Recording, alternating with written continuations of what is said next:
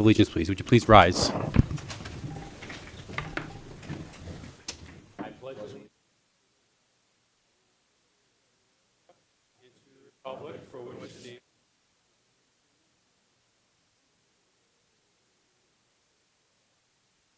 Thank you. May be seated.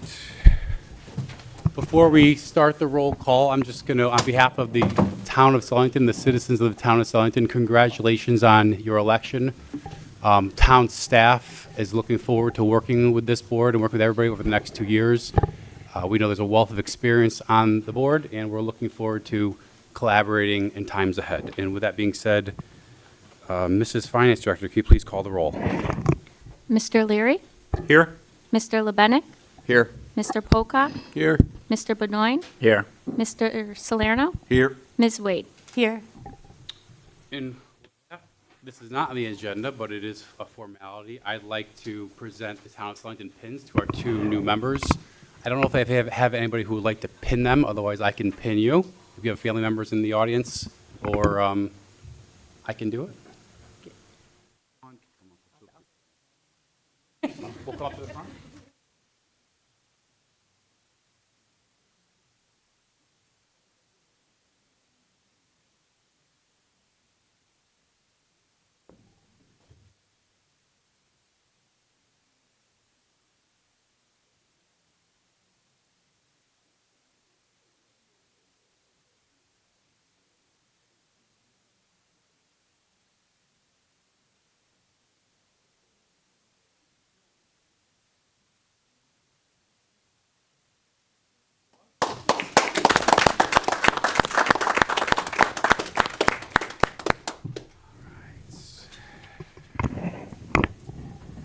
We are going to start our organizational business. I'm going to invite our Deputy Town Clerk, Ms. Sandy Bernoulli, to swear in the board members, all of the board members.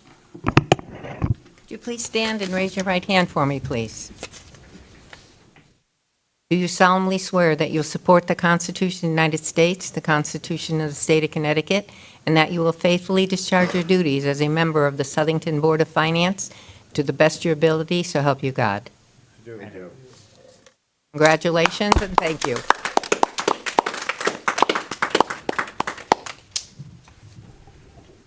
Alrighty. Second order of business is the election of the chairperson. I will open up the floor for nominations for chairperson.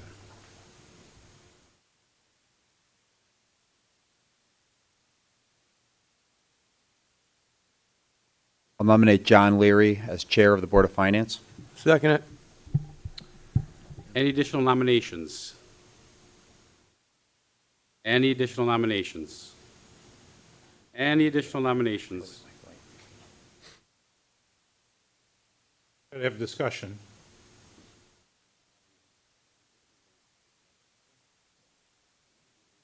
What we want to do is we want to make one motion we have 2 years in the term, and we have 3 members who are Democrats, 3 members who are Republicans. What we would like to do is nominate a chair and vice chair from the Republican Party in the first year, and then in the same motion, because we're doing the swearing in of member of chair and vice chair and secretary, and on November 14th, in this very motion here, we will say on November 14th, 2026, we will switch the chair and vice chair from the Democrat Party to be named on or about that time. And the Republicans will pick their chair and vice chair, and the Democrats next year will pick their chair and vice chair. But all motion All in one tonight. big motion for the term, And- the 2-year term. So is my understanding we're picking the Republicans tonight at open No, it'll be voted on tonight. voted on tonight without names. without Without names names. for the Democrats? And Correct. next year, the Democrats, when the term starts, will pick their chair and vice chair. And it'll automatically happen, the motion's Yes. tonight. You don't need to Yes. vote Yeah, we won't need to vote again. We'll just say this is the chair and vice. Mr. Lebeniak, will you?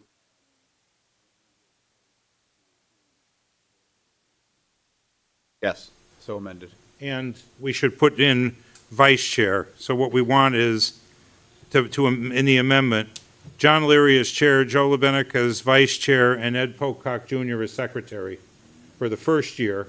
And then on November 14th, 2026, the Democrats will come forward with their names at that time. So it's a motion for the entire term. With Ed Pocock being secretary again for the second year. Going to remain secretary for a 2-year term. Benek, will you revise your motion to appoint Mr. Leary as chair, yourself as vice chair, Mr. Pocock as secretary for the first year of the, thereby after around November 14th, allowing the Democratic side to choose their chairperson, their vice chairperson, while keeping Mr. Pocock for the full term. Agreed. Mr. Pocock?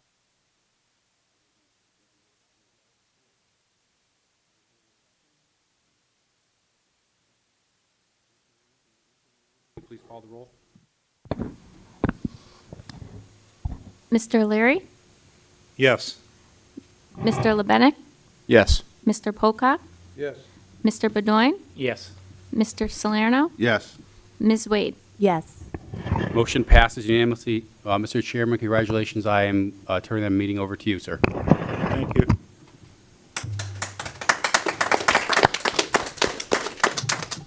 Well, welcome, everybody on the board and everybody in our audience. Is the biggest audience we'll see for a while. Okay, next item on the agenda is, it's the assignment to the subcommittees, but rather than sort all that now, I think we should just express our intentions. Let me write those down and then get them back. I don't know if town council's met yet, but usually it's a little bit. People would say, I'd like to be on this, I'd like to be on that. We find out who has desires, and then we'll present a list. And what we'll do at our December meeting is we'll have that list and we'll just put that list forward to town council. Just to go down there and talk about it briefly, the sewer committee obviously is a group of people led by a town council person, not yet named, to run it. And the sewer committee meets to talk about sewer issues, sewer bills, sewer projects. And our member goes on there just for finance aspects, not to pick what they're going to do, but just to come back and say, here's some costs, here's some issues. So we would need one person for, and they didn't even give me the list yet. Council will usually come and say, I want one Democrat, one Republican, or one member. So that's the sewer committee. Public Works is another committee where the police chief is on it, the people from the water department are on it, the people from highway parks here, the town manager, again, chaired by the town council, but that one talks about the roads, the leaves, the traffic issues. It gets into the transfer station, plowing, and any other contract like that. And the real issue there is to coordinate, so we don't pave a road and the water company says, oh, I'm going to run a new water main down it. It's a coordination thing. That's one of them. Open space, this one here is a tricky one because everything's done in executive session. So when we have a report here and we say to, like Mr. Pocock has served on it for years, we would say, Ed, what's going on? He's like, I can't discuss it. Because what they do is they look at properties in confidence, confidentially, and they can't discuss here what they're looking at, what they might be targeting, so we really know nothing, except we do have a rep on that board. The next one is self-insurance. We are self-insured for medical. As a result, we keep track of self-insurance, and we put one, that's always one Democrat, one Republican, but they haven't asked yet, so I'll wait for that. But that one, that's big dollars, because not only do we fund self-insurance, we also opine on the balance of the funding, how much should come from the employee and how much should come from the town, and it's different based upon contracts, right? And there's a reserve fund in there. Economic strike is another one. Economic strike came about a while ago when the allegations were the town was hard to do business in. So now when a business wants to move here, they meet, economic strike gets involved and says, okay, let's help you, let's get your business here, and let's help you get through the paperwork. Building department, Lou Perillo, whatever it is, They help facilitate getting stuff in, or if they see an area of town they want to develop for commercial, industrial, they get involved in that. And I don't know if we have, and we have two or one that we put in place. We can change this if we want to as we go forward. A while back, there was an issue with the fire department overtime. There were huge requests coming in for overtime. They weren't totally understood. There was also a study done on the operations of the fire department, so we felt, since we're funding it, that we would have a liaison to the fire department. So we appointed from this board a Republican and a Democrat very loosely and said, would you be our liaisons to the fire department? And those members, not always, but they keep a relationship with the chief, and they also could attend, any of us could attend, but they could attend the Board of Fire Commissioners meeting and bring back any pertinent information. But they don't have a voice in anything. They were just there to bring information back to this board. And those were the board. So keep them in mind. If anything, let's chat with one another. Anybody has an interest, and as soon as town council comes and says, this is what I need, they may set another committee up. I don't know. But whenever they come and say what they need, we're going to be ready to fill them. So if you have a certain interest, let us know. Yep. And again, I think I said it, around the couple of roles. What is the chair of the Board of Finance? Well, the chair presides over the meeting, and that's one job. The second job is to sign the tax suspense list. The finance director chases you down. They need a signature on it. It's a formality. And the third job is to make the agenda. So there is a little power in the chair, in that the chair doesn't want chair of any board doesn't want something on the agenda. The chair doesn't put it on the agenda. The item doesn't come up. I will be open here and hopefully expect the same, that if anybody on here wants something on the agenda, I'm happy to put it on. That's how we've always operated. Kevin will, I don't covet the agenda, but that is another mission. Other than that, I just want to say it here, the board is a 6-member board. Whether you're the chair, the newest person, the veteran, you're 1/6 of the board. So if I ever go anywhere and speak on behalf of the board, I always say I'm one voice. I could just represent the board here and there, but I represent 1/6, and I always keep that in mind. And, as we all should. Okay, so those are the committee assignments, so we'll wait for the town council on those.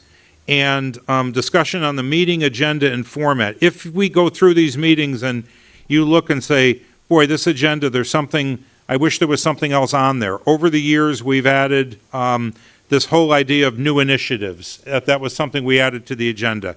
We added the whole section on financial assessment of the town. How are our revenues? How are our expenses? How is our fund balance? How are our investments? That was a section we've added in my time. So we have changed this agenda around a little. Stuff that's been on it since the dark ages is the administrative business, the consent agenda, and any manager memos. And we'll talk about those when we get there. Those have been on it forever, and we've expanded the agenda. And the most recent thing we put on there about 6 months ago, I think roughly, we put town department comments. So any department in town that wants to come forward and they want to comment or say something to this board, they can come forward and say something to the board. Tell us what they're doing, tell us of a need, tell us of an issue. There's a spot on there for them. So we want to leave that open should anybody want to come forward. There's always public comments at every meeting, every one of these meetings, where members of the public could come forward. And then there's board communications where we can talk to one another and say, hey, I have an idea, or I went to this meeting, I heard this and heard that. That's where we talk amongst ourselves. So that's how the agenda works. So if there's any questions on organizational business 3 and 4, the subcommittees or the agenda? No. All right. The old business is to approve the minutes of the meeting of October 8th and 29th. We'll seek a motion. Make a motion to approve the minutes. I'll second it. A motion by Mr. Bedoyan, seconded by Mr. Pocock. Any adjustments to the minutes? Your October 8th minutes say that Candace Mazzarella was both here and absent. That's Okay. So we could only vote on them if we know enough about the minutes. So we have enough people who are here at those meetings, so we'll take a voice vote. All those in favor of the minutes signify by saying aye. Aye. Any abstain? 2 abstain. That's fine. So the minutes carry. What does that mean? It means the minutes become official, and the minutes of our meeting are recommendations to the town council meeting. So if you go to a town council meeting, on their agenda, it'll say action on the Board of Finance minutes. So we've made a recommendation to them through the motions we made and the work we did here. That goes to them as a recommendation. So when they approve our minutes, they're accepting our recommendation. Or they could say, well, I'll approve them except for that number 6. They can pull something out and take it separately. If not, they just blanket approve, which what they normally do, our minutes. And then whatever we recommended becomes effective. Okay? Just so we know what that means. All right, new initiatives, the Safer Grant update. You want to, Mr. Chair? Sure. We have the Board of Fire Commissioners Chair here. You could tell us what the Safer Grant is for anybody who's not been, close enough to this. Yeah, so Ed Costello, Berlin Street here in Southington. So we got your approval, along, I think, with the town council's approval to apply for a Safer Grant last spring, I think it was. And the results of who got the Safer Grant and who didn't came in this past fall, September, I believe, and we did not get it. Part of the Safer Grant, we have members of the department that apply for grants. They're really good at it. We took recommendations from Chief Heath and Chief Lee as to how to go about it. Normally, we recommend that the town hires 1 firefighter to show that we have a little skin in the game, and we asked for 3. There's usually a 9-10% chance that we'll get it. We've gotten them in the past. We didn't get it this time around. So that's pretty much the result of the effort. We're here tonight. The commission still recommends the need for the 3 additional. And we're here tonight. Chief Lee is going to give a presentation as to why we think we need the 3 additional. And it's common knowledge amongst some of us here, the reasons why. And I don't want to say too much before the presentation, but we have a master plan that was put together by an outside consultant. They use NFPA standards. They are the experts. We're striving to meet the recommendations of that master plan, along with a few other things like controlling overtime, which there's some control administratively, and then there's some things that are baked into the contract that we can't control in terms of overtime. So the chief has put together a nice presentation. You'll see it later. And then if you have any questions, happy to answer anything you might have. Thank you. Did we hire the 1 already? We did hire the 1 already, yes. All right. Chief, if you want to, you're going to you have a present. Would you like me to do it now, or you want me to wait till the end where the recommendations are? That's your call. Mr. Chairman, if I could. Yeah. The presentations for Elections Department and Fire are item 10. I would highly suggest you move items 9 after the presentation, so the public communication comes after the fact. But if you want to get the police and the fire and elections out.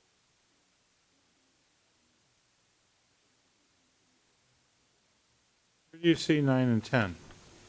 Oh, you mean administrative business? What are we? 9 board communications and 10 presentations.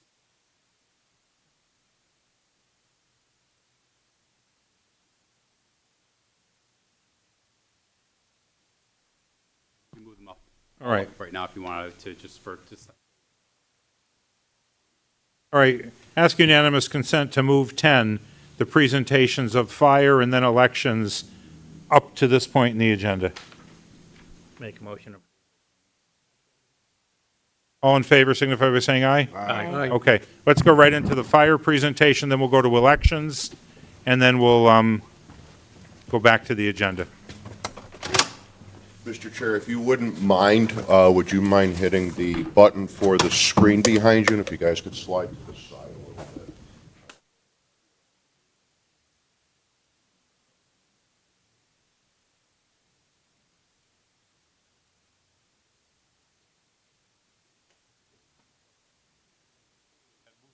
Everybody got excited.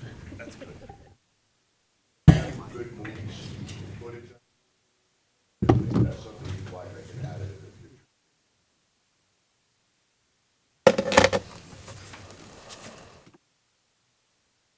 So I do have these slides available for you as a handout, and I also can get them to you electronically. I'd like to thank you for the opportunity to, guys, what's pretty near and dear to my heart, and I'd also like to say congratulations on your elections and re-elections. I'm going to try and do this as quick as I can, so if I get a little goofy, you'll understand why. So first thing I want to go over is our basic demographics, which everybody's familiar with, but it's 36 square miles, a little over 43,000 people, which is slowly increasing every year. We have a population density of about 1,200 people per square mile. We have two major highways that run through, Interstate 84 and 691, and our neighboring towns or cities of Meriden, Plainville, Berlin, Wolcott, Cheshire, New Britain, and Bristol. We have approximately 18,000 housing units in town, with an average of about 2.5 people per household. And of those housing units, 12,000, almost 13,000 are single-family dwellings, and 5,265 are multiple families. For 2024, our calls for service was a little over 2,600 calls. Communities with this population density typically have about a 13.9 firefighter on duty. Our department is comprised of 73 members with an administration, a fire marshal's office or community risk reduction, a safety and training portion, and then, of course, the fire and emergency response section. The administration, obviously, I am the interim chief, and I am the fire marshal for the town. The assistant chief position is currently vacant. The deputy chief of safety and training, our wonderful executive assistant, and amazing administrative assistant also help keep us all running smoothly. Our fire marshal's office is led by Len Chozik. Len does not have any fire suppression roles whatsoever. However, both of our inspector firefighters do have suppression roles involved with their jobs as well when they're available. Our career personnel work a couple of different shifts. It's designed as 4 24-hour shifts, so it's 24 hours on, 72 hours off, and each shift has 7 people assigned to it. A battalion chief, a captain who's the supervisor for Truck 1, a lieutenant assigned to Squad 5 as the company supervisor, 4 firefighter EMTs also. So 2 of them operate as apparatus operators, and 2 are firefighters. If there's someone who calls out sick or on vacation, we lose 1 firefighter off of Truck 1. So we always have a minimum of 6 firefighters on duty, nights and weekends. We also have a daytime shift that's either an 8 or a 9-hour shift, depending on the day of the week. It's still a 42-hour week. They have a lieutenant assigned and 2 other firefighter EMTs. One is the apparatus operator and one is the firefighter. Forgive me, my pages are sticking together. And then our volunteer component. They are assigned to either one of 2 stations, either Company 1 or Company 2, based on where they live. Company 1 is out of headquarters at 310 North Main Street. They have 16 firefighters total in their group. They're led by a captain, and then they have 2 lieutenant EMTs, a lieutenant, 6 firefighter EMTs, 3 firefighters, and 3 probationary firefighters. Headquarters is staffed 24 hours a day with Truck 1 and the shift commander, so it's 4, minimum 3. Plus, we also have the administration and the fire marshal's office there. Engine Company 2 runs out of Station 2 in the Plantsville section of town. That is an all-volunteer station, and they also have 16 members. They're led by a captain, and they have 2 lieutenants currently. We're looking to get another one for them. They have 6 firefighter EMTs, 3 firefighters, and 4 probationary members. Station 3 is on Clark Street in the Milldale section of town. That is staffed only Monday through Friday daytime with Squad 1, which has the 1 lieutenant and 2 firefighter EMTs assigned to it. There is no coverage in that section on nights and weekends. And then Station 5 in the north end of town on River Street, that is now a career station. That is also staffed 24 hours a day by Squad 5 with the lieutenant and the 2 firefighters. So national membership trends for volunteers shows about a 23% decline in the last 34 years, which is kind of a scary number. So Comptroller Sean Scanlon put together a study a little earlier in the year, and that highlighted Connecticut's trends. He found that there was a 62% decrease in the volunteers in the state of Connecticut. This was very near and dear to his heart, as his grandfather was a New Haven firefighter, and when he was growing up, he was a fire explorer. Our trends over the last 45 years show a 75% decline. I was hired in 2001. We had close to 100 volunteers. We're down to 32 currently. Part of the biggest reason why we're losing people is increased time demands. Most families have to work 2 jobs, or they work multiple jobs. It's a 2-income family. Family and children obviously are important to all of us, but the activities and the commitments are very important to them as well, so that becomes a priority. Travel time to their jobs. Most people don't work in town anymore. Increased training time demands for when you are a volunteer, plus a higher emergency call volume. The training requirements have been increased quite a bit over the years, and new federal requirements also cause more of a demand. Excuse me. And there's a greater public expectation of what we perform as firefighters now, whether it be EMS, hazmat, or technical rescue. So in 2011, we decided to try and structure our probationary onboarding process a little bit better, provided more structure for as the volunteers came in, and it followed the guidelines that were established by the National Volunteer Fire Council, which was part of their recruitment and retention drive. So what we do is we take the members in, we give them a background of how the fire service operates prior to sending them to a Firefighter 1 class. Currently, a Firefighter 1 class is $1,050 for the Firefighter 1 level and $950 for the Firefighter 2 level. There has been quite a bit of interest in a hybrid program, which will combine both of those. It's roughly a little less hours-wise because some of the things they don't have to repeat again, and that's about $1,900. As of October of 2025, we have taken in 153 new members through this project. Unfortunately, we have lost 130. We have 23 remaining active members from this process for our total of 32 firefighters. In February of 2020, you appropriated $80,000 to have ESCI come in and perform a master plan, and it focused on 6 primary areas of agency management and organization, staffing, recruitment and retention, service delivery and deployment, training and professional development, prevention programs, and facilities and apparatus. As part of that, there was also a need for a strategic plan, which is a shorter 3 to 5 year comprehensive plan. With that plan, stakeholders were brought from both internally and externally to provide guidance for how the department should be functioning. The goals that were identified were to ensure adequate staffing, communication and community engagement, comprehensive training enhancement, facilities, apparatus, and equipment, health and wellness. Some of these items don't require a lot of money, what they require is a lot of time. So what determines staffing needs is driven originally by the Code of Federal Regulations, or what's basically a law.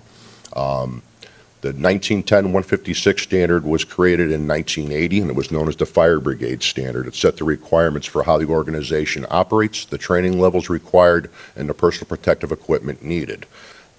That standard has not been updated in a very long time. February of 2024, it began a revision process and is still underway. But as part of that revision, it adopts 22 of the National Fire Protection Association standards, which become incorporated by reference. So if it says shall or will, it becomes law. 1910-134 is the Respiratory Protection Act that protects all workers that work in hazardous environments. It sets the requirements for how SCBA is created, used, and how it performs. It also establishes the 2 in 2 out rule, which is if 2 people are in an immediately dangerous life to health, there has to be 2 people on the outside to come get them. And then 1910-120 is the HAZWOPER standard, and that requires development and implementation of a written emergency plan for any kind of hazardous substance release. It also requires the personnel to be trained. Some of the things that help establish our staffing needs is these NFPA standards. So currently there are only 2, and they're in the process of merging some of these documents together. So 1710 was originally designed for career departments. 1720 was designed for volunteer departments. We fall into the hybrid category of a combination department. So we're using parts of 1720 with a goal of moving towards a 1710 standard. However, we still need our volunteers.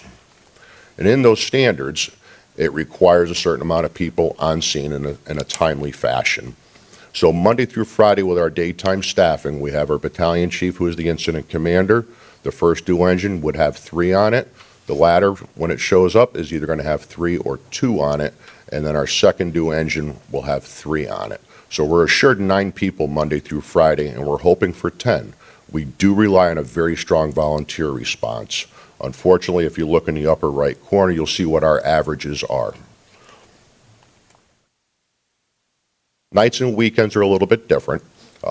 We still have that 7 minimum 6 assigned to a shift. So we have our shift commander that shows up as 1, our first due engine with 3, and then a ladder truck with either the 3 or 2 firefighters on board.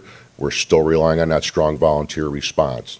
Evenings we do a little bit better. Our averages are a little bit higher. We're still only looking at 13 people. If everything goes as planned, we're looking at 16 people. These fill out some of the roles that we need to have accomplished, such as someone to operate the pump, someone to fill in for that 2 in 2 out rule, and then someone to operate the aerial device if it is needed. Unfortunately, these stats were from 2023. However, they do provide a little bit of vision as to where we're struggling. The red horizontal line, that establishes the minimum of 15 people on scene, and the red vertical line is that timeline benchmark of 9 minutes. And that's only the portion where we're going to fires. So determining staffing needs, we look at some of the different things as the single-family dwelling, which most of us live in. NFPA identifies the single-family structure or a single-family dwelling as a 2,000 square foot building without a basement. And they're recommending 16 to 17 people on scene. Apartment buildings, the recommendation is for 27 to 28. Or open air and strip malls or shopping centers, they're looking for 27 to 28. Other considerations we look at are for incidents other than for fires. So we're going to the highway for an accident or Queen Street, minimum of 8 people. A brush fire, less than 1 acre in size, it's accessible, we're looking for 9 people. Minutes matter. The goal is a processing time of 90 seconds, 90% of the time, for the dispatcher to take the 911 call, process it, assign who's going to go to it, and then make the announcement. Our turnout time starts from the time that announcement is made by the dispatch, and we have 80 seconds to turn out, or 60 seconds if it's an EMS call. Difference is we don't have to put our gear on or less gear on. And then we're looking for a travel time of 240 seconds or less, so 4 minutes to get the first piece on scene. Total response time for a first alarm assignment for that 16 to 17 or 27 to 28 is 8 minutes. So from our new records management software, I was able to pull some of this information out. It shows that our turnout times are less than desirable, but not awful. When I compared them with some of our neighboring communities, we're in the ballpark. The great equalizer is our travel time. Everybody takes the same amount of time to get to that incident, so it's 9.5 minutes on average. So our on-scene time to get these pieces where they need to be is around 12 minutes. Part of that strategic plan and in the master plan, it shows a 4-minute response graphic from each station. So those green sprays represent the 4 minutes of travel time. So our proposal for the remainder of fiscal year 26 is the hiring of 3 additional firefighters. That allows us to put 1 firefighter on each of the 24-hour shifts, and it also provides a non-mandatory backfill position. So if someone is out with earned time or an injury, it's not required to be filled with overtime. It assures us 3 people on that fire truck 24/7. The cost associated with it for salary and benefits currently is $129,603 per year. So if we can onboard the week of February 1st, that leaves us with 10 pay periods left in fiscal year 26 for about $5,000 per pay period per firefighter for a grand total of $149,542. The recruit program begins on February 9th. We have currently 3 reservations in with the Fire Academy now. Those reservations do not set us in stone that we have to pay for these positions. What that does is it just holds a spot for us. It's not a guarantee, though. We need to have the names in to the Fire Academy by the end of business on January 9th. That gives them enough time to assign them what they need to do to prepare for the class, and so on and so forth. What my hope is that we can do a lateral hire, and they have a program that the Connecticut Fire Academy uses called the Heroes to Heroes program, and it's sponsored for U.S. military veterans. I had the opportunity to go to the current recruit classes, live burns, and they have 5 candidates in there, 2 of which have already been assigned to Westport. However, I had a nice chat with the lads. They might be willing to travel somewhere else. And we have 1 other candidate that was an absolute rock star. That saves us a lot of money. The recruit program is going to cost $8,250 for the next class. So if we can save $16,000, that's in our best interest. And then moving forward for fiscal year 27, I will be requesting 4 new firefighters that will allow us to staff Station 3 for 2 shifts in the 24-hour format, which provides 84 hours of the 168-hour week coverage. It reduces our response times in the south side of town, and it moves forward with the 2022 strategic plan recommendations. It allows another position of 2 on the 4 24-hour shifts that are not required to be backfilled, maintaining that 3 firefighters on apparatus. The rough guess is about $518,000 for salary and benefits, or about $11.92 per capita. I'm also going to be looking for an inspector firefighter position. It's going to be a hybrid position. They're going to have a responsibility of performing in the fire marshal's office with a huge focus on recruitment and retention. We need to get more people. I need volunteers and I need career staff. Tomorrow I'll be going to the Connecticut Pathways curriculum in Rocky Hill. I have members of the Southington High School coming with me as well. They're looking at changing how they're doing their Pathways program, and they want to focus on public safety. I think it's an excellent opportunity to improve our recruitment and retention efforts, and it will assist the Fire Marshal's Office with their code compliance efforts as directed by the Connecticut General Statutes. The cost for that is $158,000 with benefits, or about $3.64 per capita. And my last request for fiscal year 27 will be for a department mechanic. What we've spent on labor costs in the last 3 years is a pretty staggering number. And on top of it, when the apparatus has to go to a different vendor, I have to pull one of my fire inspectors, who is no longer doing inspections now, and they're driving a fire truck to the opposite end of the planet, perhaps.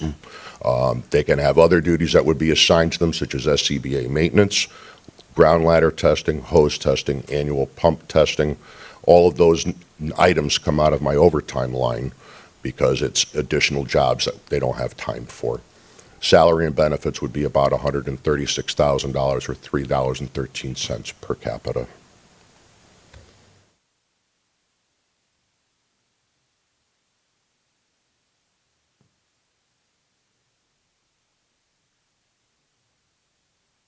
guys don't have any questions, I appreciate your time.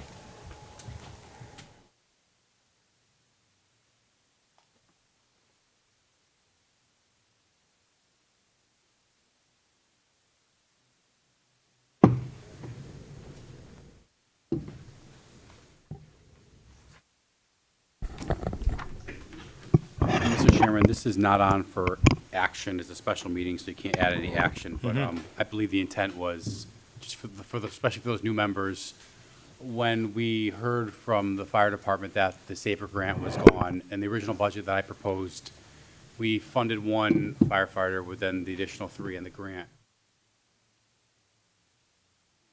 Step back, and I asked the fire chief and the fire commission to come up and say, hey, what do you want to do? Because it's not something that I can do, it's not something they can do. I want to come here, and I said, start with the fire commission, get buy-in from the fire commission. You've got a letter in your packet from the fire commission. They met last Thursday, and here for your review. I'll leave it to discretion to do what you want with it. If you are in support of it, I'd ask you to find some funding mechanisms and then send a formal request to the town council for approval. Not, you can do what you will with it. But I just want for the new members to know kind of background how we actually got to this.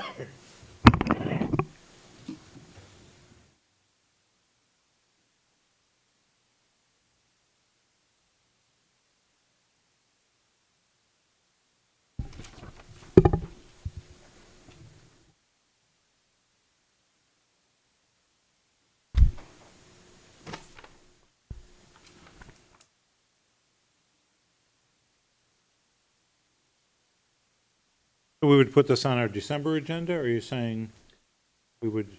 You can put on your if you want to put it on for some sort of action. Add it to December, and I'll just ask the members to assess, meet with the fire chief, the fire commission, the chair, do some homework, and we'll assess, we'll talk about it next meeting.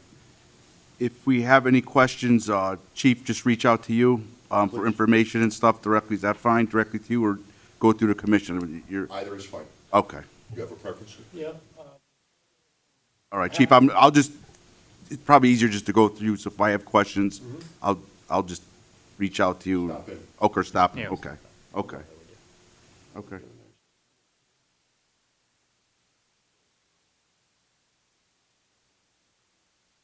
Okay. Thank you for that. We'll Thank you. appreciate the presentation, appreciate having copies of it, and we'll have it on our agenda, Chrissy, at the December meeting. And in the meantime, members could just get smarter on the issue and get informed so that we could talk about it in December. But just to clarify, because I heard a lot of numbers, you want the 3 from the SAFER. For this year, Yes, 4 additional next year to staff out Company 3, to start staffing. and then 1 mechanic. Yes. So it's like 8 positions.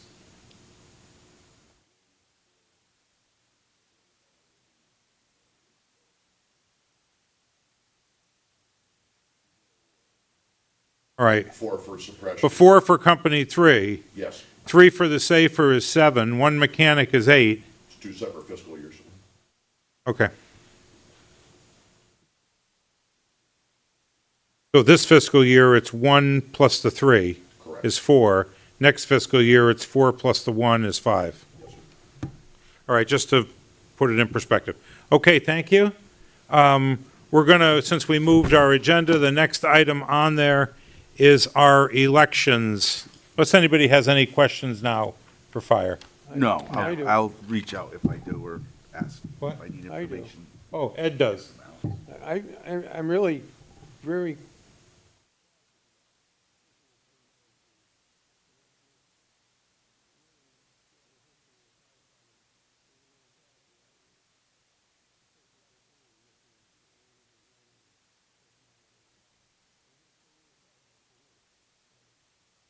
Because we're a special meeting, we can't add it now, because this meeting is called a special meeting because it I forgot. was rescheduled, yeah. Misplacement. But this will be on the agenda next time.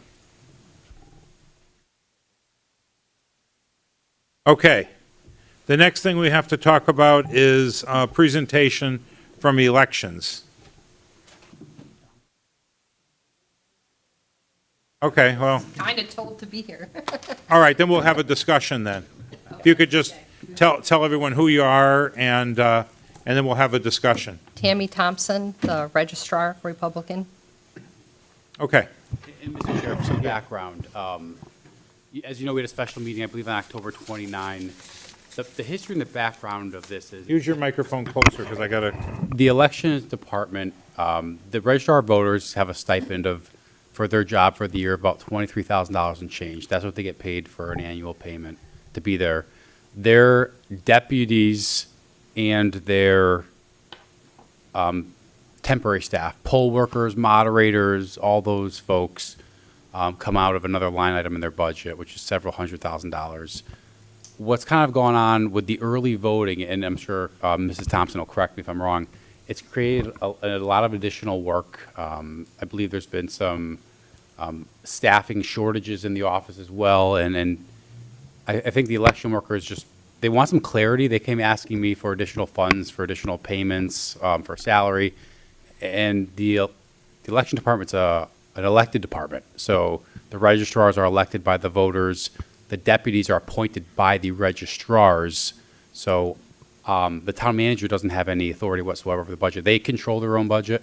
You appropriate them funds through the budget process, but other than that, they are their own entity that report directly to you than the town council. So that's kind of the backstory on why we're here. and I don't know how we're going to solve it all, but if you could just tell us, how does the job work? You get elected, and who tells you what to do, how to do it, when to do it? All of that is a little bit vague. The Secretary of State. We Okay. abide by all their laws. Could you pull and the rules. microphone down too, because we're, The Secretary of State, we abide by all their laws and rules, which change quite rapidly recently because of the implementation of the early voting, which has, we don't have any control over. We have to abide by what they tell us to do, and we have to do it. But it has, instead of having one day of an election, we have 15 days of an election. And when you have 100 poll workers plus sometimes, that really adds to our budget. And in the past, the registrars would work their 15 hours, and then any extra hours they would put in for over the 15 hours. But recently, there was some kind of concern about not wanting to do that anymore. But like, for example, I worked like 96 hours, and they only wanted to pay me for 15, okay? which, I didn't make these laws. Are there any, I just have to abide by them. where are the rules? How do we know what, number one, how do we know that the registrars are doing what they're supposed to do per the state? Like they're performing the job? And number two, what's the direction on how they get paid? Where does all that come from? We get paid through the town, but we work under the guidance of the state, is my belief. Okay, and I know I'm we fairly have new a to budget. this, so I Like, we don't can know go to all the rules, but we can go to the page, we'll find the budget. But to make this right, and maybe we're not going to solve it here, we might have to have a workshop all around this, because it's a little confusing. So you get elected, you follow the rules of the state. Does the state monitor you and say you're doing a good job, a mediocre job, a poor job? yes, we have all kinds of training we have to do that's Okay. mandatory. We have all kinds of guidelines we have to abide by. We have people who oversee what we do, make sure we do it properly. And then you draw some of this 23,000 each as a stipend or some form of compensation. You're bringing up overtime, saying, well, what if I have to do more than a base amount of work? Who pays for that? The elections are getting more complicated. They're dragging out. So there's a lot here, but in summary, what are you asking for? Is it more money because the requirements of the job became higher? Or is it more money because it's time for a raise too? Is it a combination of A both? combination of both. So, We- Al, you put the budget together, right, for this? Correct. I So put the is budget it- together. Is that where it So- was under the registrars submit their budget to me, and then I add it into my budget.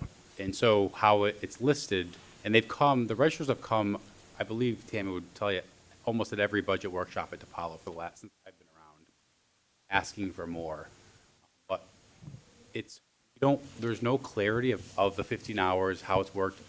The only thing in the budget is each registrar gets paid $23,000. That's their payment for the year. That's why I think Tammy and I don't have any control over that, over anything more than 23. She have the background. We don't know, so you're the authority, so I think that In the past, we have gotten paid our regular 15 hours, and then we put in for the extra hours over 15 that we work. It's just now with the mandates of the early voting, it's a lot more than normal. Okay. And you did that as a deputy or as the registrar? They've been doing it as registrars So since registrars I have can been getting remember. base plus overtime? Correct. And deputies have been getting? Deputies base- get their or regular get an hourly rate, right. Could be for a few hours or a lot of Right. hours, depending. I think an hourly rate instead of the 15 hours would be a better way to go, because then we get paid for the actual work we do. So if we show up, we get paid for those hours. If we don't show up, we don't get paid for those hours. That's what I recommend, because the 15 hours is just ridiculous. Is there a bit of an honor system? What if a registrar decides, I'm not going to show up? Is it an honor system? Is there any measurement of performance, like to make sure they're there? Do you time card in, time card out? Is there something? I actually clock in and clock out most of the time, but there are times when I come in and I work and I don't clock in or clock out. I just do what I need to do, and I just disregard the clock, because I know I'm ringing up lots of hours. My counterpart, on the other hand, she doesn't clock in or clock out, and she gets her 15 hours whether she's there or not. Yeah, I don't want to sort the whole, but I do believe, and maybe the board will support it, that we have some form of a workshop. We get into a room around a table, and we really just start to work this, because in the end, what we want is something that's fair, gets our elections done right. It costs us what it costs, whatever we determine the cost to be, and we have some accountability over, no offense, but some accountability over the registrars, like they have to perform. It's like a contract, right? You have an offer and acceptance, you perform, and you get consideration, which is pay. We need to make sure all that is kind of buttoned up and we understand where the money's going, why it's going, how much it takes. If it takes more, it takes more. It's not, I'm not trying to be, conservative No, with it. I agree with that. Just want to do what's right, but we need some rules, because finding out that the registrars really have no direct manager, it's, And so, Mr., oh, go ahead. No, go ahead, Alex. Just so, this is almost like the town clerk's position as well. So nobody who's there now, but in the past, it's been treated as a stipend. We had registrars that weren't in the office for 3 to 4 months at a time. They just weren't there all summer. They still got their paycheck because That's- they're an elected position and they've got a That's- stipend. That's, So that's, in that, but that we doesn't don't have fly. control. That's why Tammy's here. Tammy, is there a list I of think there's state- expectations? Yeah. There's state You get a list of statute. expectations? I have very high expectations for myself, and like I say, I check in and I check out whether I was required to or not to prove that I'm there, and I think everybody in town hall can attest that I'm there working. Oh, I'm But just. there are other should have a people, policy. there are other people who Even, collect a paycheck. The policy would come from the state, though, right? I mean, I don't know that. Not By state necessarily. statute, can we require that well, people we have show to up to find work out. and, I guess that's the. we have to job. fund Okay. it, right? So we should, Correct. if the rules, we don't want to say how many voting machines you're going to use or that. Correct. That's the the business state. end. Right. But as far as you performing to a standard, whether it's a state standard, you perform to a standard, you prove that, and we compensate you for it at an appropriate rate. I think that's where we need to be. But we got to get to a workshop. Yeah, I think, Mm-hmm. yeah. I think it's an Definitely. So elected why don't position. we, let's commit to a workshop. Chris- Yeah, Chrissy, if you could help us set up 2 workshops, invite both registrars, who are the other stakeholders? Both registrars, the Board of Finance, as many members as can come, as long as, whoever could make it. And we'll get in and we'll talk about, and the agenda will be, what's the work standard, and where does that come from? The state, okay, fine. What are the, what's the hours and the compensation? What's best for that? How does the compensation flow? And number three, what should the compensation be? And if there's any rules around that, any documentation, we just have to bring that forward. And I'd ask Tam if you could maybe poll some of your people around in other towns. What are they? Yeah, I what are they did check doing? with Middletown, what they have for staff. They have 2 registrars who work 20, 25 hours a week, and they are looking for more because of early voting. 2 full-time assistant registrars who work 37 and a half hours a week. All 4 of them get all benefits and everything. And again, I'm not looking for benefits. I'm just looking to get paid for the hours that I work. And then they have 2 deputies that are part-time who make like $12,000, but then they get a special stipend every time there's an election. And they are the most closely related to us because they have 33,200 voters and we have 33,188. We're Okay. very close. But we have, if all our staff shows up, we would have 60 hours a week. Their staff has a minimum of 125, not including their part-time deputies. We All right, put in a let's lot of sort all that hours. when we sit at a meeting, we could write it out, sort it out, and it might take a couple of meetings, but we should, it's a good point, we target it before the budget, so we could at Yeah. least take some action in the budget. But we have to know, because that, running out of money, coming back, trying to figure out why, the election's going on, we've got to get some handle Well, around it. part of that is because we don't know whether or not we're going to have a primary. So we always just have the main general election in the budget, and then if we have one primary, sometimes we had 2 primaries one time. That money isn't in the budget because we don't expect to have it. That's Or a mid-year referendum. may happen or exactly.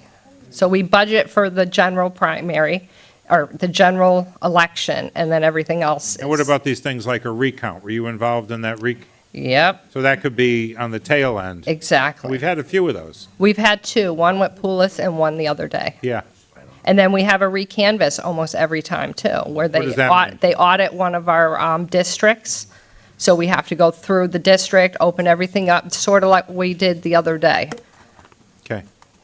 All right, let's set up two 2-hour workshops. Yep.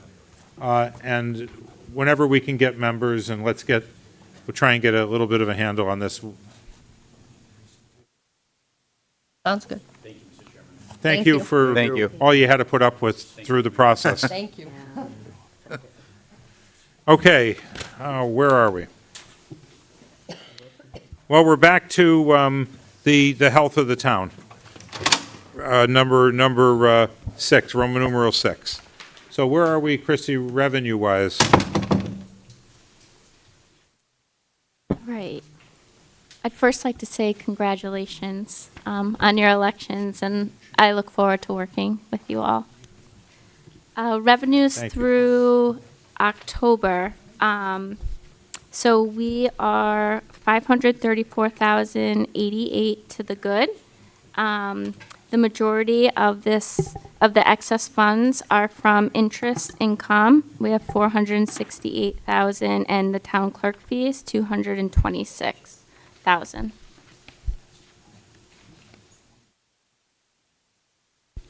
Okay? It's good to be ahead on revenue. All right, expense side. And that's in the packet, the revenue. Some new reports when Chrissy came on. For expenditures, we aren't seeing anything outstanding other than what we'll be discussing later on with the transfers. Okay, so on budget, Yes. okay? Contingency, So on tonight's agenda, we have one item for 50,000, and if that's approved, our remaining budget will be 791,461. okay, so 791 left in contingency. Just for you guys, contingency is an unknown item. So when we do the budget, most stuff is known, and we throw in an unknown item that's an expense. And then if something goes over or under, we draw it from contingency using something called an appropriation. So if you see an appropriation as an item, that means we're taking it from contingency. And usually, the things that hit it the most, the ambulance, the legal issue with the ambulance, we tried to change the ambulance and had to pay for counsel. And the other thing is that sometimes a storm. We hit a storm and there's a lot of cleanup work. When you say appropriation area, Yeah, here's a bunch. that's not taken from contingency. Oh, yeah, That's a little different. yeah, You wanna refuse it's from appropriation from contingent. There's other appropriations too, yeah. that. That's not contingency. Talk about those when we get there. Okay, so we're pretty good on contingency right now. We're in a safe zone. Yes. Capital projects, anything, or should we next Oh, time? yeah, we'll be reporting on that Okay. next month. We report the capital projects periodically, not every month. What they do is they go through every capital project, there's an authorization to spend, and then they go and do it, and they spend. They can't spend more than authorized, but there's always a dangling, this came in under budget. We decide what to do with the under budgets, take them back. They can't overspend, right? You can only underspend. Investments, we have an investment, we have a lot of money invested. The money's collected twice a year, big money, the January taxes in July. We invest it, there's very low risk, right, Kevin? Yep. Low risk investments. Kevin's been on this forever. And because of that, the returns aren't as great, but the risk is lower. But it does allow us to get some form of interest or income on our invested cash. And then the treasurer will know sources and uses, like when we need cash, when we're long on cash, when we're short on cash. But we're never short on cash because we have a lot of cash. Right. Yeah, so the interest rates have continued to be dropping a little bit, but our treasurer has been working with our relationship manager at our banks. Have some short-term investments that she's been doing, like to ladder our investments, to hopefully trying to earn as much interest as we can. So right now, we're kind of holding steady at the 3.77 for our short term, and the long term is still about that 3.3 interest rate. I can't find the Page in one here, with, right? It's agenda item 6. Yeah, I think you had it up. where's the page with our invested cash, how much cash we have? Here it is, cash balance, October. We have short-term, 186. 186 million, and long-term, 21 million. Pain in the ass. That's why we Yeah. got some cash, 186 million and 21 million. It's in here on page something, page 26.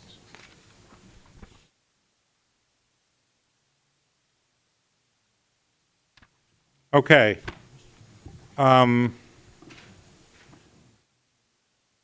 Unassigned fund balance. That's a new report we put in, what, about 3 or 4 months ago? I forgot. about then. 5 months? A little while ago. That's on page 27. So we try and keep track of how much rainy day fund we have. We have 2 categories of it. Maybe we don't have to get too into detail.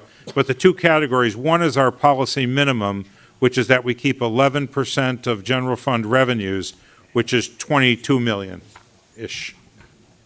And then we have more than that. We call that excess rainy day fund. It's money above the policy, our own policy, our policy, not the rating agencies. We set the policy. And we have more than that. And if we commit it to anything, we keep note of what we committed it for, just to see where we are in total with it. So there is a schedule on page 27. You could walk through. It says, okay, the minimum's 22 million. We have 7 million more than that. We're forecasting to use 1.5 million. We're forecasting to get more in there of 675 when we sell the building, the Bank of America building. That'll push it up.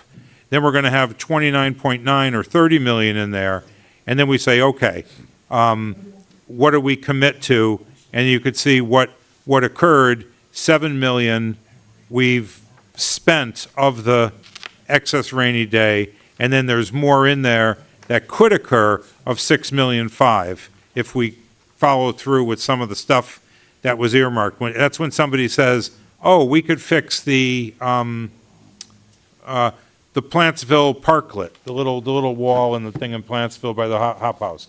That's $318,000. If that comes from here, that's a potential draw on it. So this little schedule tells you where we are, what we might be committed to, what we really have committed to, and how much money may be left in the unassigned fund balance. So right now, we're supposed to be at 11, and we're at 14.3. So we got 3% more than we need. And that's part of our invested funds, yeah. Mr. Chair, if I may, I just wanted to let the board know, we recently issued a new bond for $3 million, and we had our bond rating call with S&P, and we continue to hold a AA+ rating. And that's right where we want to be. Yes. What was the rate on that one? I believe it was 2.52. That's a good rate. Our financial advisor was hoping for around 2.7, so we exceeded. Better than his expectation. expectations, yes. Good. Okay, so that brings us through all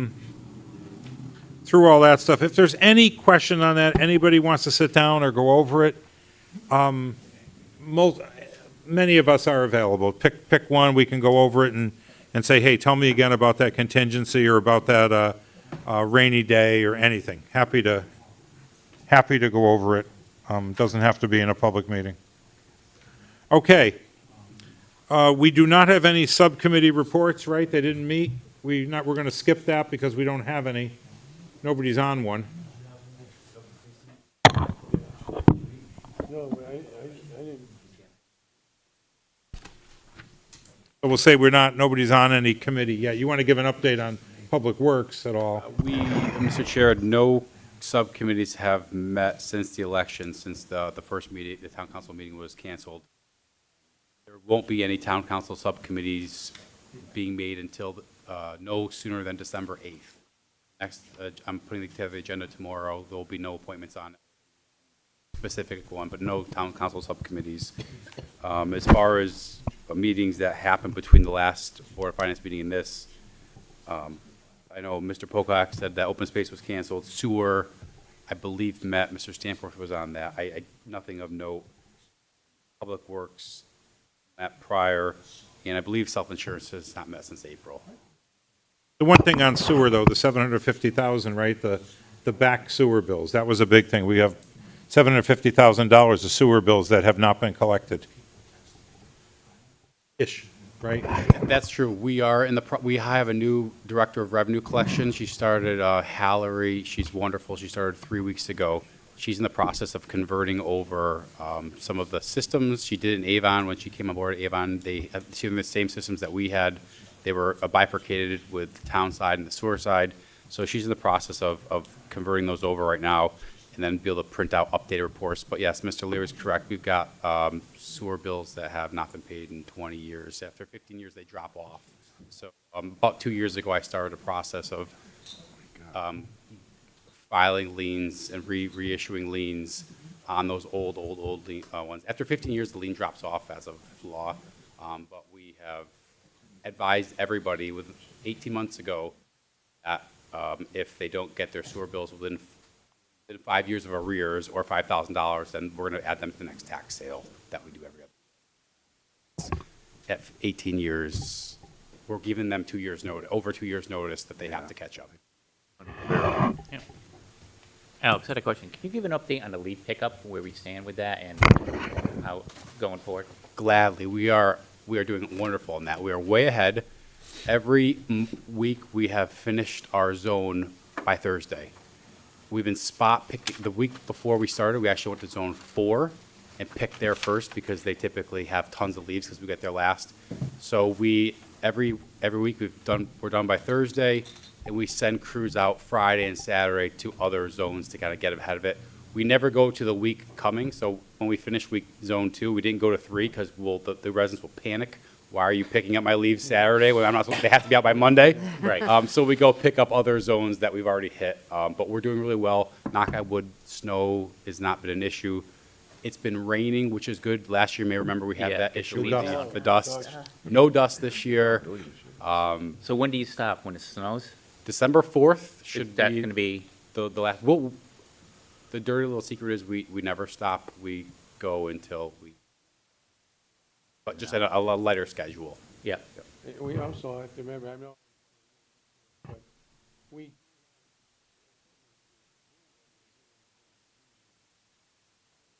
And that's a credit to this board, the Public Works Committee. and the yeah. personnel.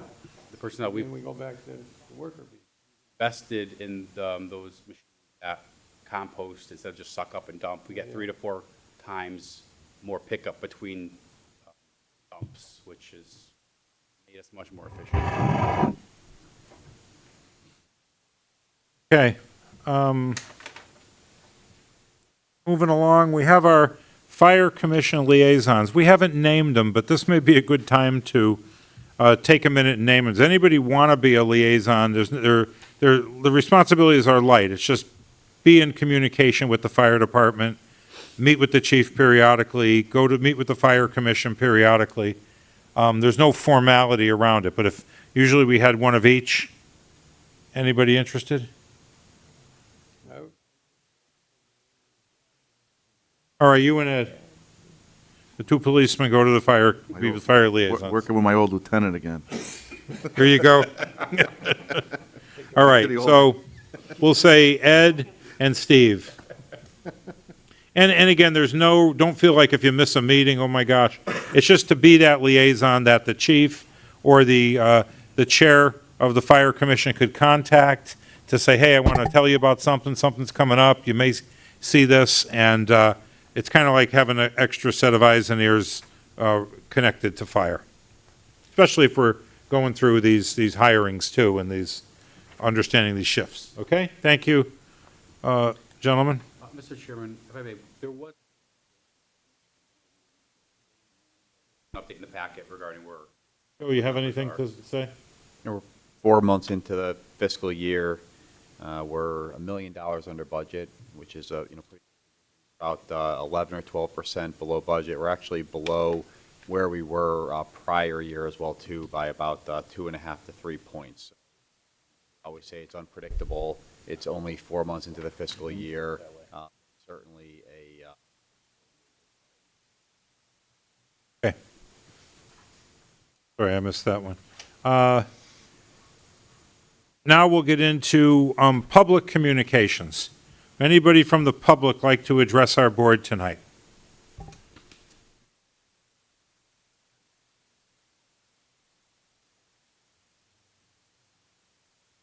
My name is Al Urso. I live at 73 River Street. I don't really want to address the board, but I have some information I think I should share as a citizen. I will not repeat this at the town council meeting, so town manager, if you would ask the town council to look at this video, because I won't repeat it at the town council meeting. I've known Scott Lee a long time, and he gave a very good demonstration, and he's a very dedicated fireman. I knew Scott Lee when the ladder truck had to wait for a second man for a volunteer to come in. So we've made some big improvements. I've spoken before about our 24/72 shift.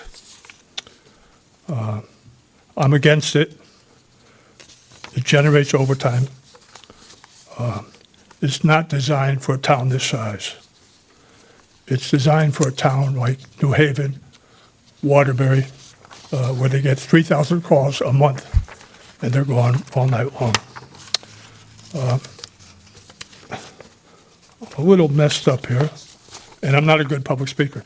Chief was right. 40 years ago, we had 100 volunteers. I don't know how many paid men we had at that time.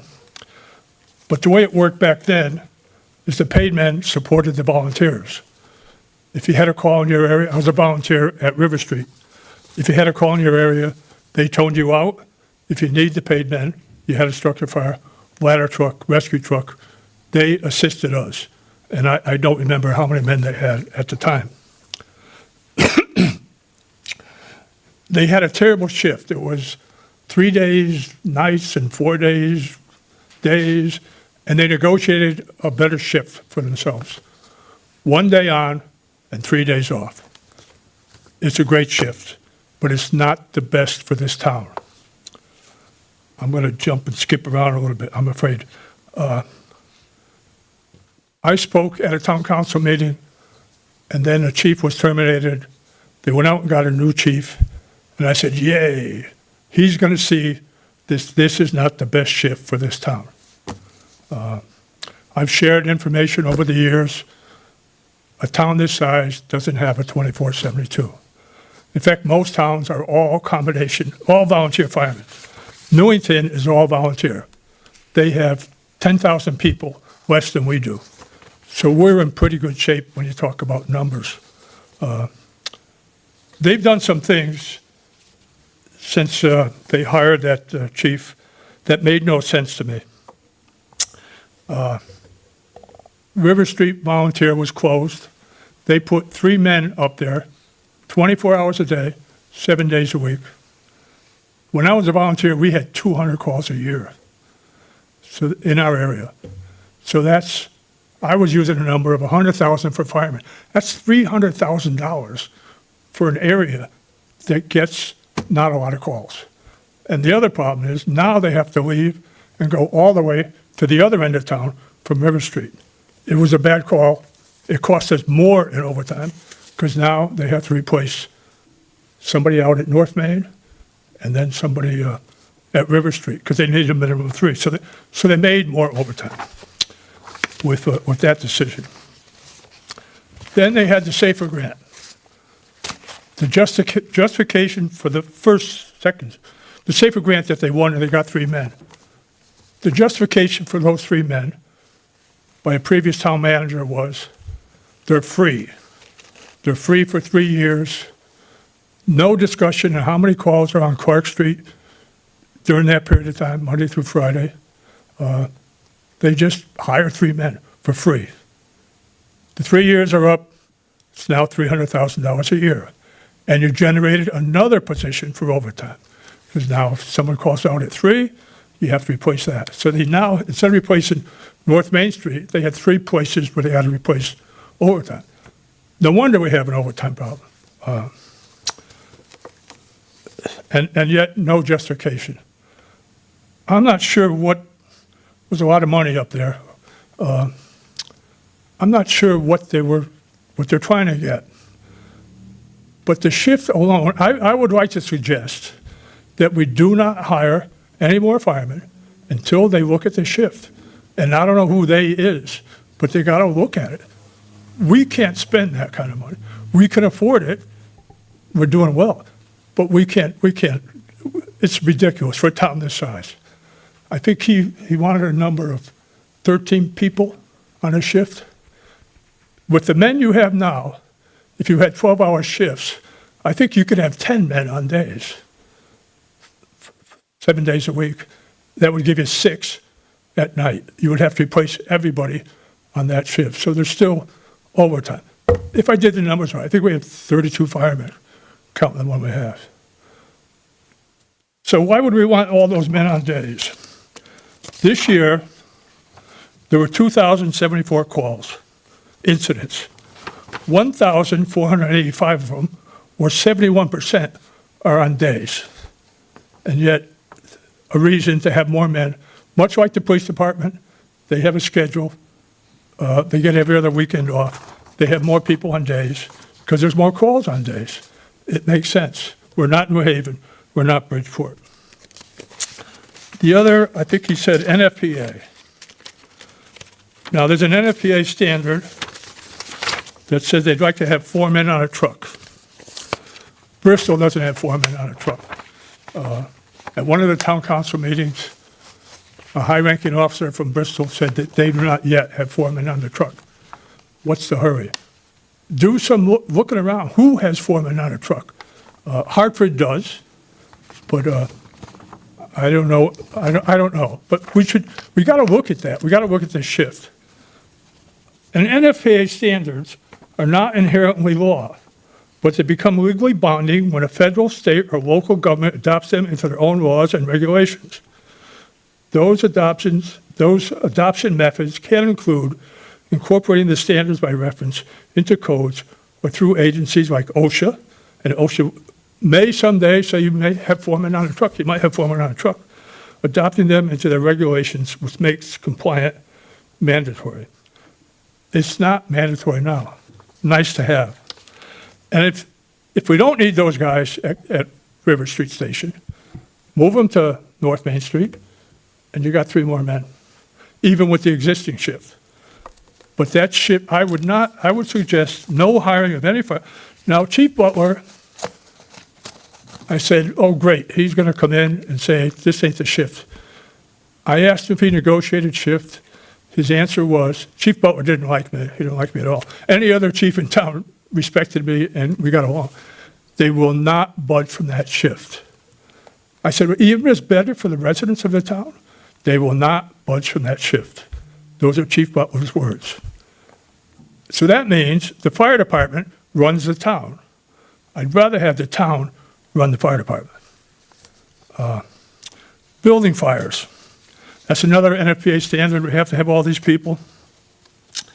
This year, we had 16 building fires through October. 9 of them were out of town. So, no, I'm sorry, 25, 16 in town and 9 out of town, where we went and gave mutual aid. A building fire can be a shed, a garage, a tree house. Last year, we had a tree house fire. So a building fire means what? It could be an IGA supermarket. So let's look at these fires and see how bad were they. Did we meet? Did we have to meet? One was a barn, an empty barn. There is so much more that we can do as a town without hiring anybody. Just get some people, get some high school students with statistical knowledge, and talk about why we have a 24/72 shift. I said it before, and I'm repeating it. It's not the best shift for this town. Cromwell hires part-time firemen. I saw an ad, part-time firemen for Cromwell. I suspect we're not allowed to, and I'm not even encouraging that. But there's other ways before we hire whatever number you said. I mentioned Newington. So let us consider a 12-hour shift and put as many as 10 men on days with 6 men on nights. That's where 71% of the calls are. And then a second shift with 6 men. Now, when you have that kind of shift and you hire 2, not 4, when you hire 2, you can put them on nights. 2 men would put another man on nights. You have to hire 4 to get 1 man on the shift that we have now. I'm almost done. I put together some numbers. I would share them with anybody. Let me just see if anybody else is waiting to speak. Is there anybody else? One other, okay. Carry on, I'll give you. Okay, the River Street Station is 2.8 miles away from the North Main Street Station. Think about it. Why do we need 3 men 24 hours a day at the River Street Station when the number of fire calls we get up at that area? Let's see, I have that here.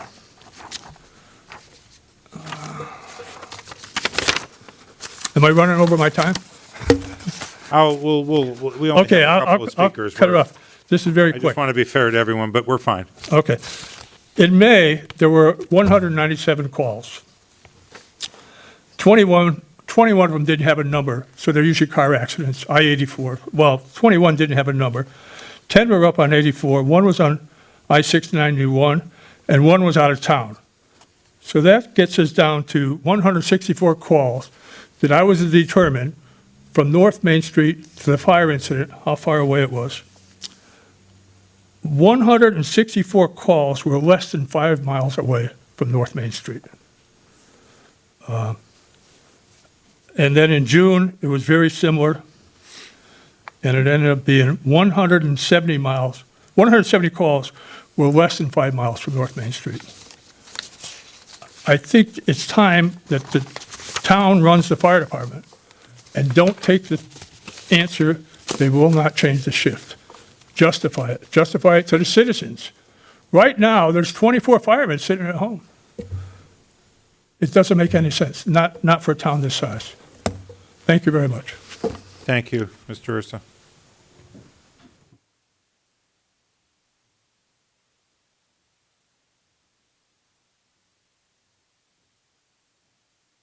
Good evening.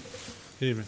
My name is Andrew Rennie from Eden Ave, and in addition to moving here to Southington 15 years ago from Massachusetts, I also joined the fire department about 3 weeks after moving here to Southington. I grew up in a city in Massachusetts where it was an all-career department, and I knew nothing about volunteerism within the fire service. I currently have the honor to serve as the captain of Southington's Company 1 for the volunteers, serving under Chief Lee and the past chiefs. It has been an incredible journey. When I joined with 13 other members. Of those 13 that joined the nearly 15 years ago, I am proverbially, or quite literally, last man standing of those 13. And the numbers that Chief Lee put up there don't lie. And it's not for lack of heart. It's not for lack of caring or desire to serve our community. It's for lack of time, ability. Families have to work 2, sometimes 3 jobs. The numbers don't lie. We, and Mr. Chairman, to take your words, I'm but one voice within the volunteers, but I feel I have a good finger on the pulse of the men and women of at least Company 1 that I serve with. No, we are not Waterbury. We are not New Haven. We are not the large cities that have to staff as much as they staff. But the fires burn no colder for us. The accidents are no less severe, and the danger is just as real. To show up and be understaffed is a disservice.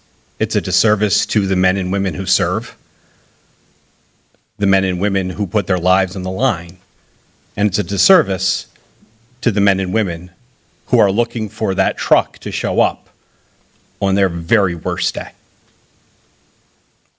So I ask you to take into consideration the presentation that Chief Lee presented to you, to look at those numbers. The NFPA standard, no, it's not law here in Connecticut. We are an OSHA state. But the NFPA standard, as in any industry that any of us work in, is a best practice.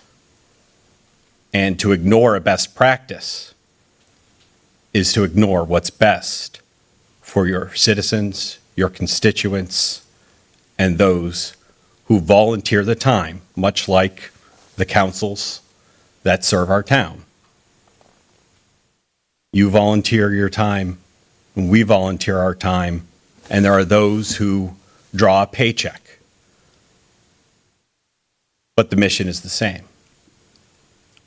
So I just ask you to take and draw from a man who has an incredible wealth of knowledge within this industry. A man who has never looked to steer any of the men and women of the department wrong. And a man who put those numbers up on that slideshow tonight, I feel, and I can very easily say, I know, is because he wants every one of us, when we show up on a scene, to be able to turn around and go home to our families. Thank you. Thank you. Any other speakers tonight? Okay, we'll close public communications, go to board communications. Any member to member? Anything? I have nothing. Okay. our 2026 meeting schedule. It's in the packet. Or at least a proposal. That's your proposal, Chrissy?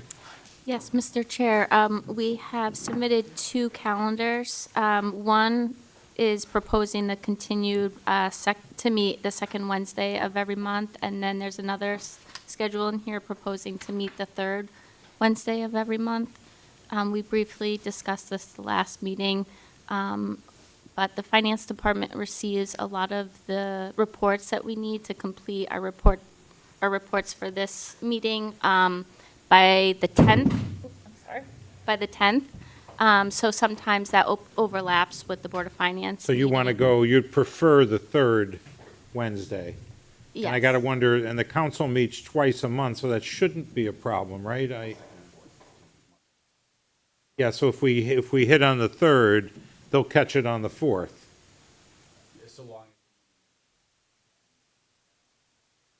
We do that?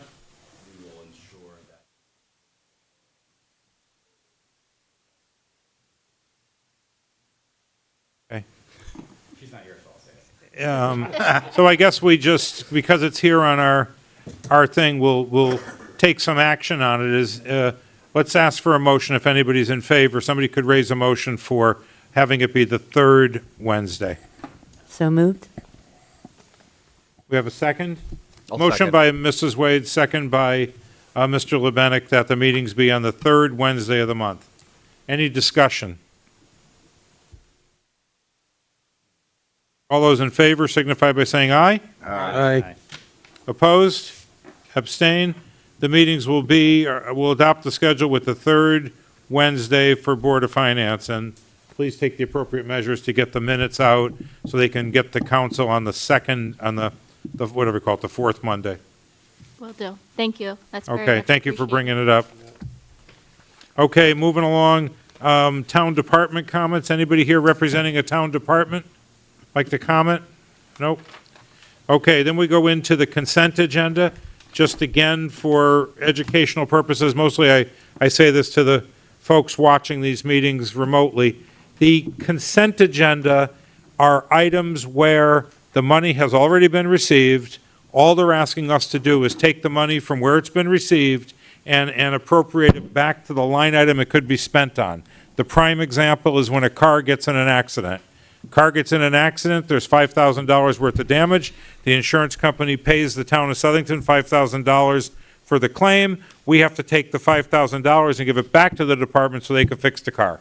We're just putting it back on the line item where it could be spent. Somebody gives money for the police dogs, same thing. We get the money, we got to get the money back to the police department on the dog line, that kind of thing. That's what the consent agenda is. So there's not much to yay or nay on it, it's just getting it back on the line item, unless we find something's in flaw. Okay, so I'll ask for consent to put all items in together as one, do the consent agenda as one item. I'll read them, and then we'll take a motion on them and motion them in. The first one's appropriation of $10,000 even. Special Revenue Officer Safety Supplies, we received a donation from a person in the community.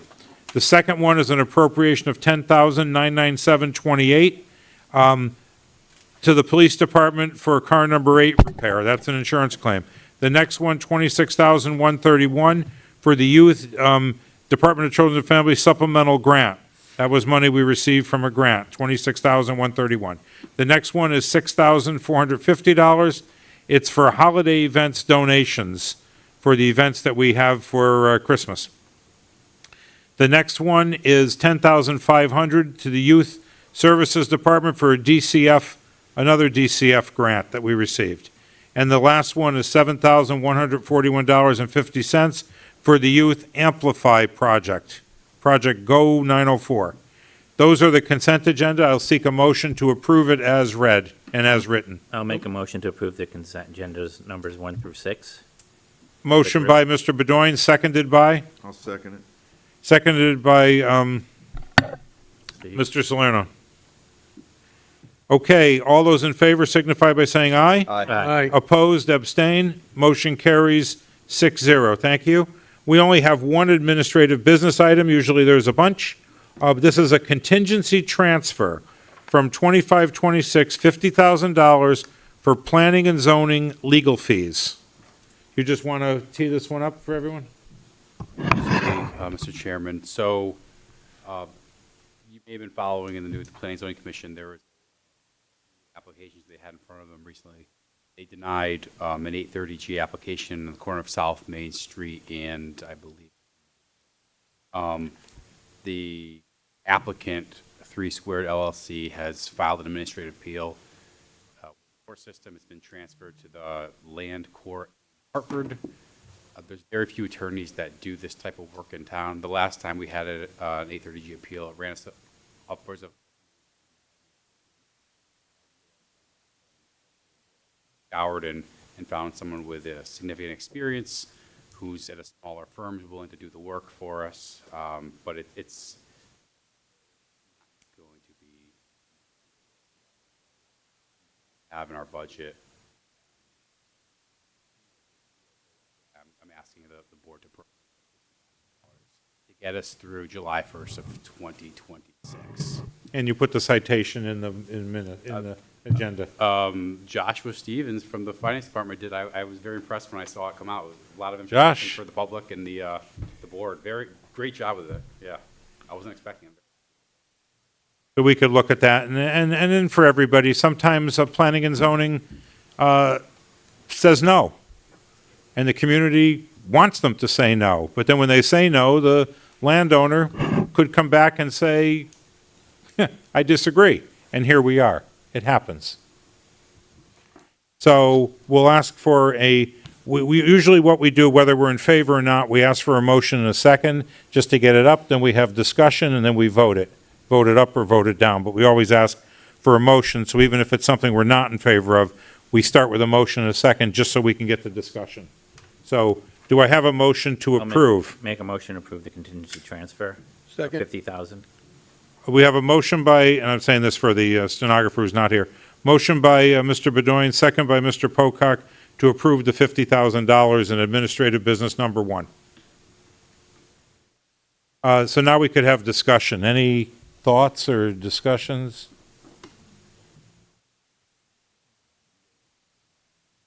Okay, all those in favor signify by saying aye. Aye. Opposed, abstain? Motion carries 6-0. Right now, there is governance communication planning. Is that the overall? This is just a letter from our auditor stating Oh, that yeah, they're yeah. going to, CLA will be conducting our FY25 audit.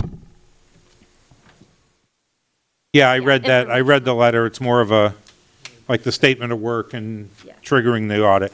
We use the old Bloom Shapiro, which is now Clifton Larson Allen, as our auditors. What we have done in the past, because we need a larger size firm, we have shopped around for firms, but what works for us is we switch to partner. So within CLA, every so many years, the partner will roll off, another partner will roll on. So it's like switching firms, but we're still with the same firm, and they have the bench strength for us. So this is CLA saying, hey, we're going to do the audit, and it's, the audit letter is in the file. So I guess we don't need anything. That was just informational. And now we'll seek our favorite motion. Motion to adjourn. Second. Motion is second. All in favor, signify by saying aye. Aye. Meeting adjourned 8:39 PM. Thank you all. Thank you guys for the first meeting. I hope it was a good meeting, and it felt good to see.